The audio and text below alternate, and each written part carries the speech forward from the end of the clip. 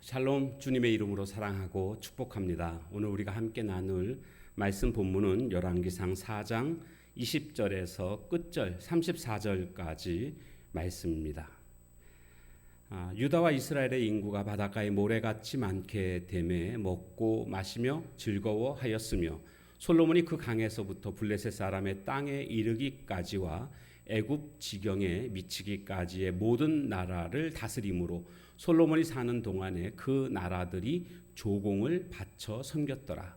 솔로몬의 하루의 음식물은 가는 밀가루가 30고루요 굵은 밀가루가 60고루요 살진 소가 10마리요 초장의 소가 20마리요 양이 100마리이며 그 외에 수사슴과 노루와 암사슴과 살진 새들이었더라. 솔로몬이 그 강 건너편을 딥사에서부터 가사까지 모두 그 강 건너편의 왕을 모두 다스림으로 그가 사방에 둘린 민족과 평화를 누렸으니 솔로몬이 사는 동안에 유다와 이스라엘이 단에서부터 브엘세바에 이르기까지 각기 포도나무 아래와 무화과나무 아래에서 평안히 살았더라. 솔로몬의 병거의 말 외양간이 4만이요 마병이 12,000명이며 그 지방 관장들은 각각 자기가 맡은 달에 솔로몬 왕과 왕의 상에 참여하는 모든 자를 위하여 먹을 것을 공급하여 부족함이 없게 하였으며 또 그들이 각기 직무를 따라 말과 준마에게 먹일 보리와 꼴을 그 말들이 있는 곳으로 가져왔더라. 하나님이 솔로몬에게 지혜와 총명을 심히 많이 주시고 또 넓은 마음을 주시되 바닷가에 모래같이 하시니 솔로몬의 지혜가 동쪽 모든 사람의 지혜와 애굽의 모든 지혜보다 뛰어난지라. 그는 모든 사람보다 지혜로워서 예스라 사람 에단과 마흘의 아들 헤만과 갈골과 다르다보다 나음으로 그의 이름이 사방 모든 나라에 들렸더라. 그가 잠언 3,000가지를 말하였고 그의 노래는 1,005편이며 그가 또 초목에 대하여 말하되 레바논의 백향목으로부터 담에 나는 우슬초까지 하고 그가 또 짐승과 새와 기어다니는 것과 물고기에 대하여 말한지라. 사람들이 솔로몬의 지혜를 들으러 왔으니 이는 그의 지혜의 소문을 들은 천하 모든 왕들이 보낸 자들이더라. 아멘.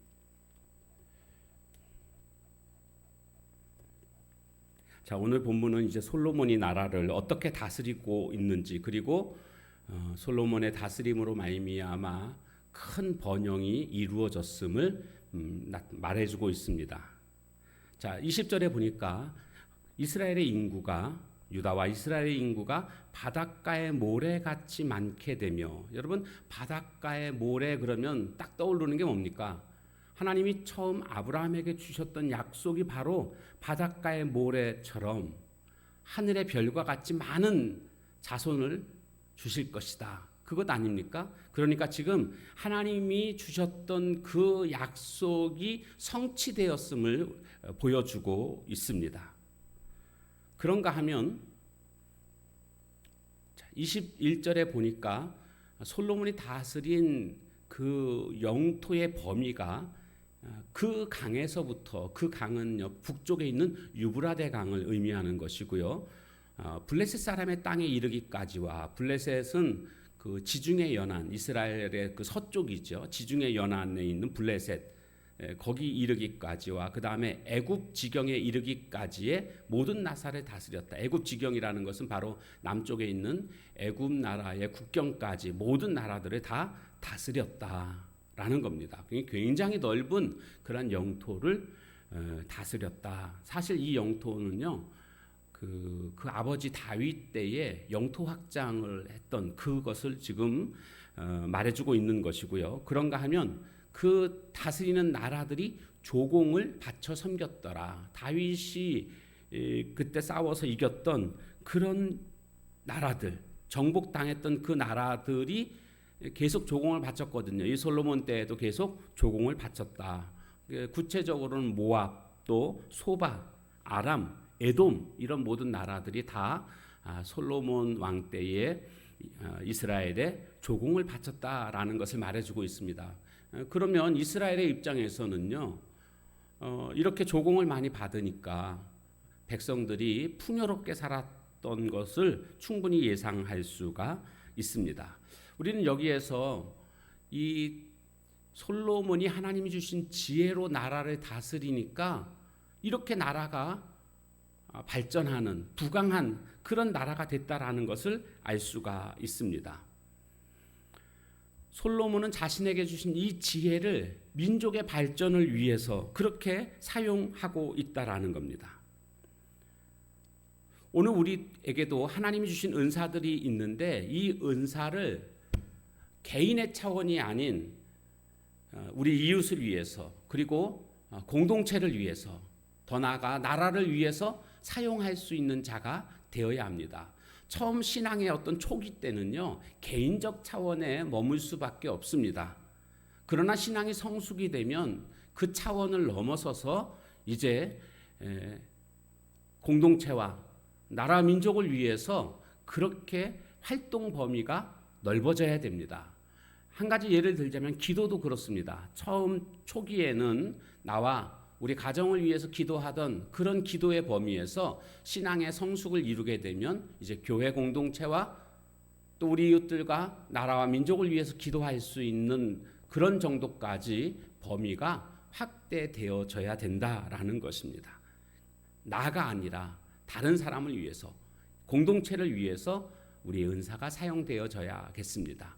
바로 솔로몬은 자신에게 주신 이 지혜를 나라의 발전과 풍요를 위해서 사용하니까 나라가 잘 돼가는, 번영되는 이런 모습을 보여주고 있습니다.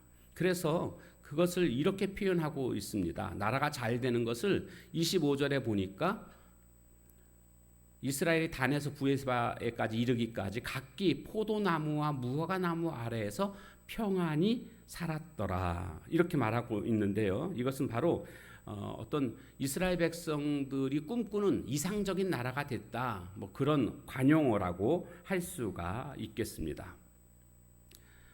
이렇게 지금 나라가 부강하게 됐는데 이렇게 부강할 수 있었던 요인은 사실 아주 막강한 군사력이 뒷받침됐기 때문에 가능했던 것입니다. 그래서 외양간이 4만이고 마병이 12,000명이고 이렇게 대단한 군사력을 가지고 있었다라는 거죠. 강한 군사력.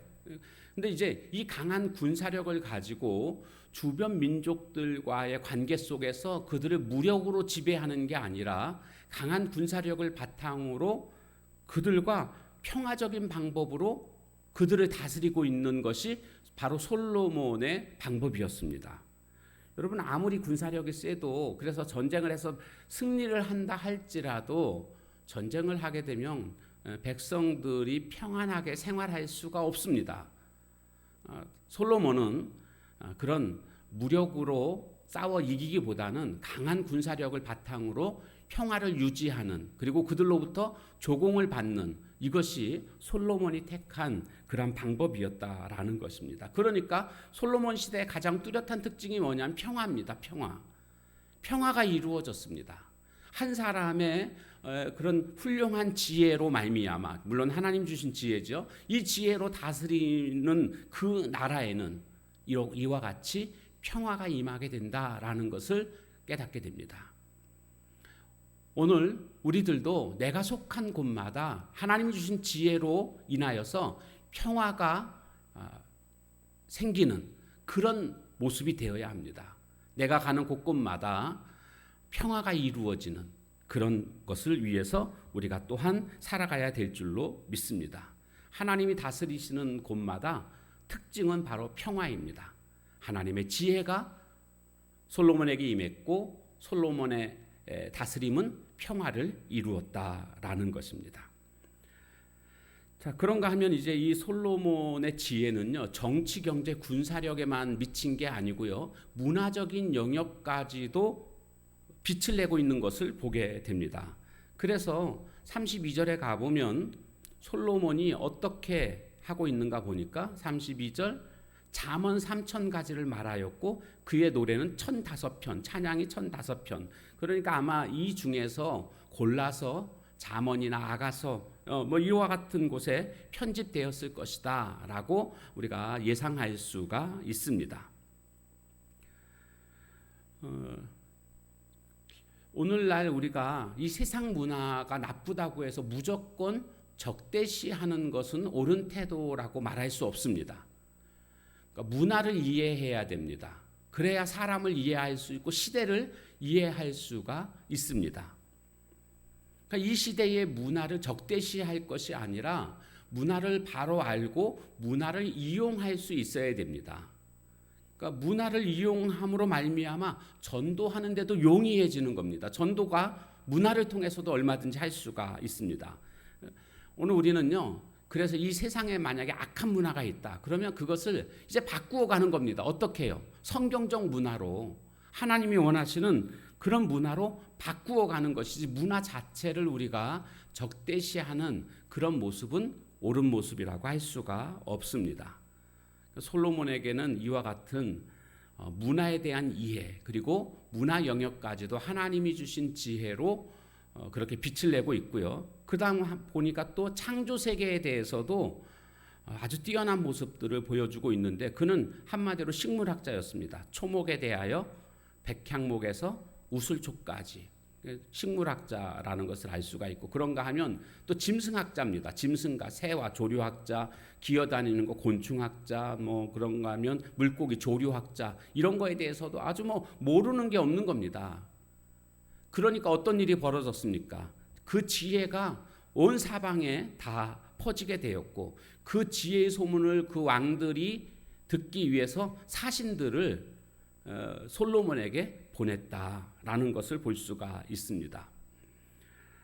이처럼 솔로몬의 지혜는 세상의 어떤 지혜와는 비교할 수 없는, 그래서 옛날에는요, 지혜를 듣기 위해서는 애굽으로 갔습니다. 애굽이 굉장히 고대 국가, 발전된 나라 아닙니까?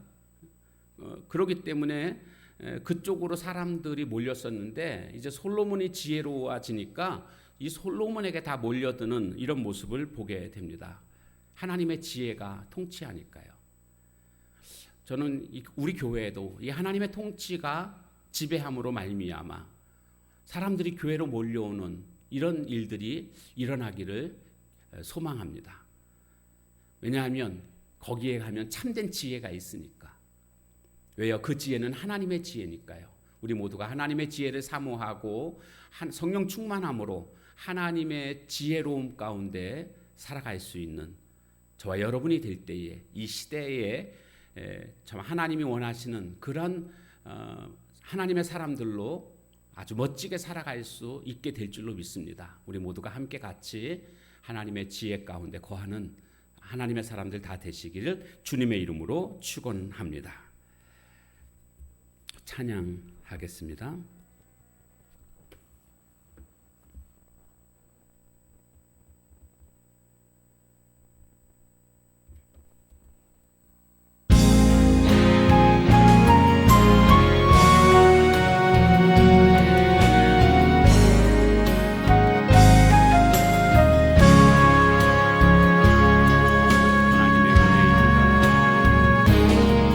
나를 지으신 이가